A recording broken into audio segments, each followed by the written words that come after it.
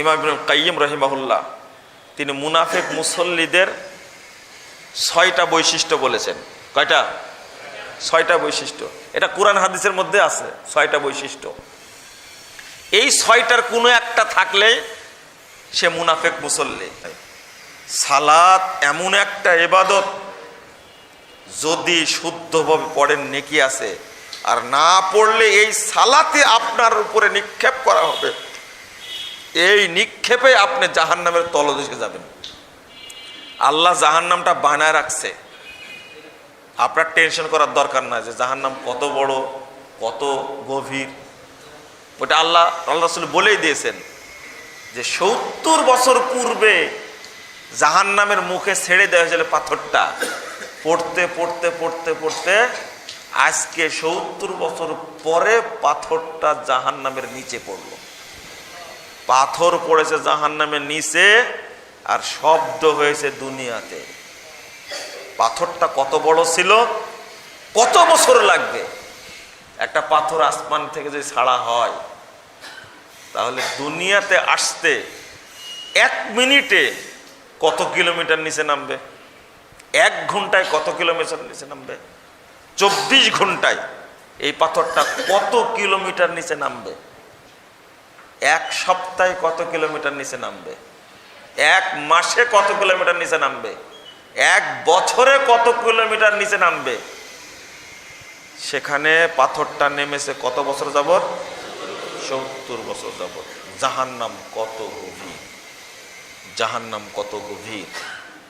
আল্লাহ এই জন্য সংশোধন সাবধান করে দিয়েছেন, ফাওয়াইলুল লিল মুসাল্লিন আল্লাযীনা হুম আন সালাতিহিম সাহুন। মুসল্লিদের জন্য ওয়াইল। ওয়াইল কি? ওয়াইল কি বলেন তো দেখি? ওয়াইল জাহান্নাম। ওয়াইল জাহান্নাম, তাই না?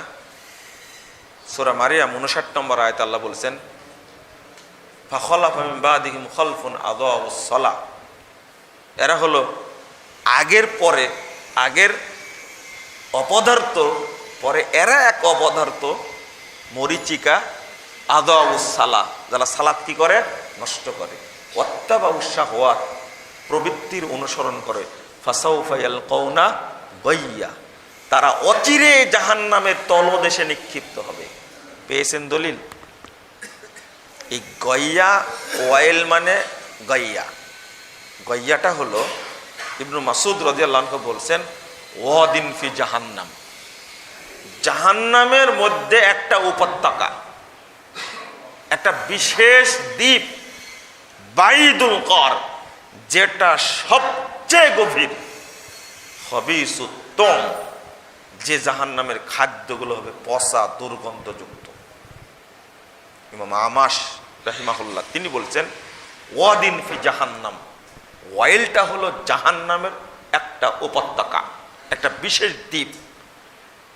মিন দামিন ওয়া কাইহিন, যে জাহান্নামটা তৈরি করা হয়েছে 2টা খাদ্য দ্বারা, পচা রক্ত আর পচা পুঁজ দিয়ে তৈরি করা হয়েছে। নাউযুবিল্লাহ।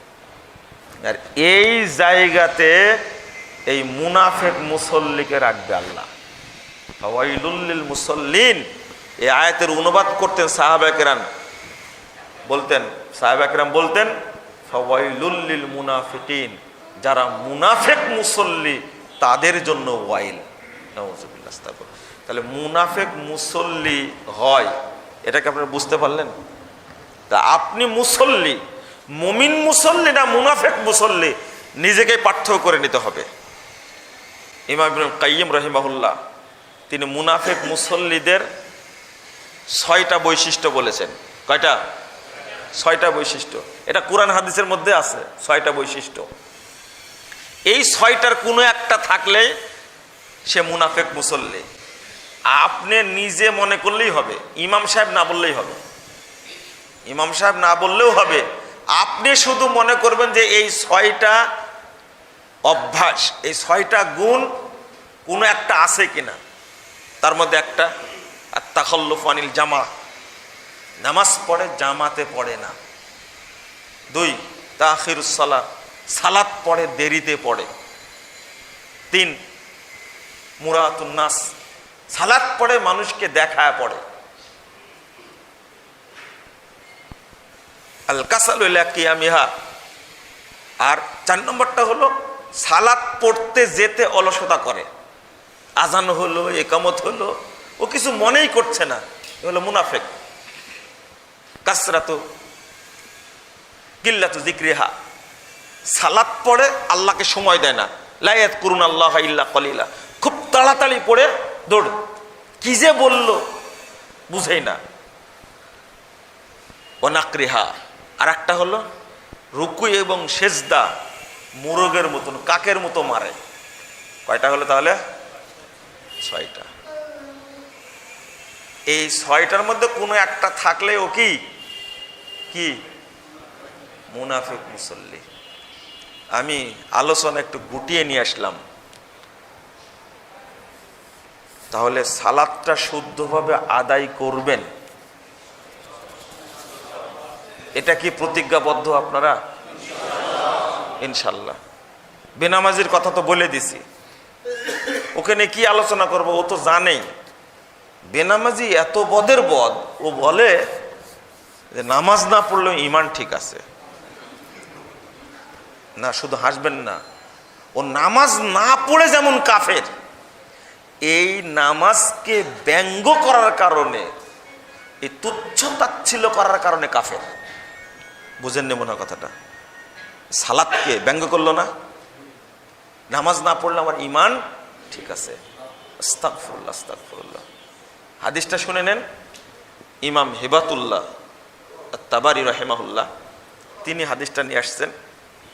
আপনারা তো হাদিসটা শুনেছেন, বাইনাল আবদে ওয়া বাইনাল কুফরি কি ওয়া শিরকে তারকুস সালাত, কিন্তু এই হাদিসটা হলো বাইনাল আবদে ওয়াল কুফরে ওয়াল ঈমান আস-সালাহ ফামান তারাকা ফাকাদ আশরাকা।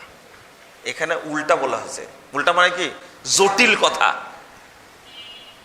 ঈমানের পার্থক্য সালাত।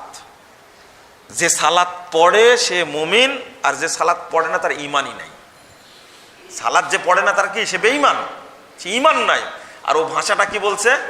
নামাজ না পড়লেও ঈমান ঠিক আছে। বুঝেননি কথাটা?